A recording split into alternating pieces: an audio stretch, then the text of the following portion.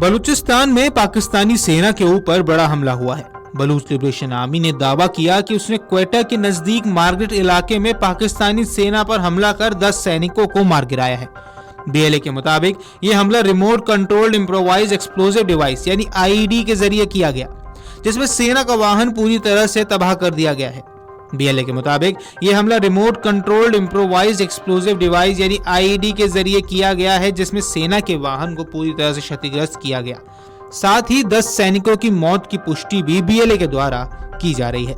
हमले को लेकर पाकिस्तानी सेना की ओर से फिलहाल कोई आधिकारिक बयान सामने नहीं आया है। यह इलाका लंबे समय से बलूच विद्रोहियों की गतिविधियों का केंद्र रहा है। बलूच लिबरेशन आर्मी पिछले कई वर्षों से बलूचिस्तान की आजादी की मांग को लेकर हथियारबंद संघर्ष कर रही है।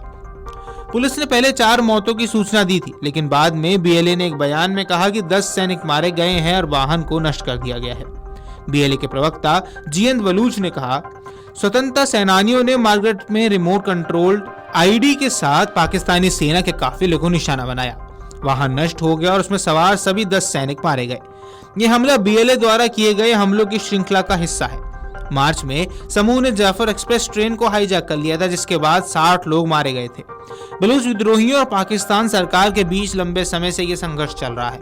बता दें कि पाकिस्तान में बीते कुछ समय से लगातार आतंकी हमले हो रहे हैं।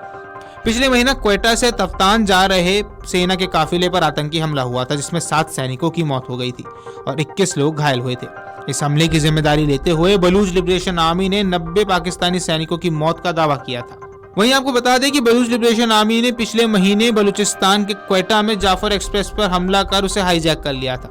ट्रेन में लगभग 450 पैसेंजर सवार थे और बीएलए ने जेल में बंद बलूच कार्यकर्ताओं, राजनीतिक कैदियों, गायब लोगों, लड़ाकों और अलगाववादियों की बिना शर्त रिहाई की मांग की थी, जिसके बाद पाकिस्तानी सेना और बलूच लड़ाके के बीच 48 घंटे तक लड़ाई चली थी।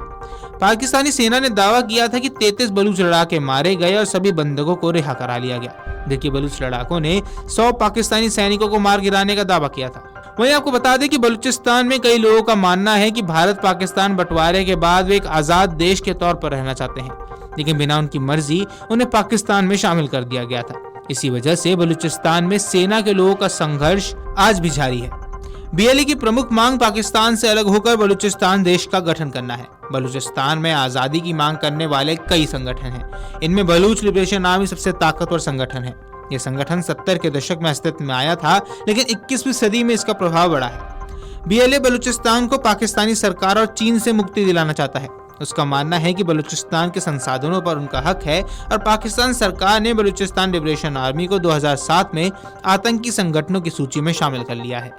यही वजह है कि चीन भी अब इससे घबराया हुआ है, क्योंकि चीन और पाकिस्तान वहां से मिलकर सीपेक कॉरिडोर यानी चाइना पाकिस्तान इकोनॉमिक कॉरिडोर बनाने जा रहे हैं। इसके साथ ही आपको बता दें कि सिडनी स्थित institute for economics and peace की तरफ से जारी वैश्विक आतंकवाद सूचकांक रिपोर्ट 2025 में पाकिस्तान को दुनिया में दूसरा सबसे ज्यादा आतंक प्रभावित देश बताया है। रिपोर्ट के मुताबिक पाकिस्तान के खैबर पख्तूनख्वा और बलूचिस्तान सबसे ज्यादा आतंक प्रभावित इलाके हैं। देश भर की कुल आतंकी घटनाओं में से 90% इसी इलाके में हुई है। रिपोर्ट में तहरीक तालिबानी पाकिस्तान को लगातार दूसरे साल पाकिस्तान का सबसे खतरनाक आतंकवादी संगठन बताया गया है। 2024 में इस ग्रुप ने 482 हमले किए थे, जिसकी वजह से 558 मौतें हुई थी, जो 2023 के मुकाबले 91% ज्यादा है। गौरतलब है कि बीएलए ने पाकिस्तान पर हमला ऐसे समय पर किया है जब पाकिस्तान का पूरा ध्यान भारत की ओर मुड़ा हुआ है, क्योंकि भारत और पाकिस्तान का तनाव चरम पर है। सीमा पर पाकिस्तान की सेना अलर्ट मोड पर है और उसी समय बीएलए का ये हमला इस बात को दर्शाता है कि बीएलए भी अब पाकिस्तान पर अटैक के मूड में है। तो ऐसे में क्या पाकिस्तान 2 फ्रंट्स पर लड़ने के लिए तैयार है या नहीं? वीडियो डेस्क अमरुजाला.com। अगर आप ये वीडियो YouTube पर देख रहे हैं तो हमारे चैनल को सब्सक्राइब कर बेल आइकन दबाएं और Facebook पर देख रहे हैं तो हमारे पेज को लाइक करें। 8 मिलियन प्लस सब्सक्राइबर, आपके इस भरोसे के लिए बहुत धन्यवाद।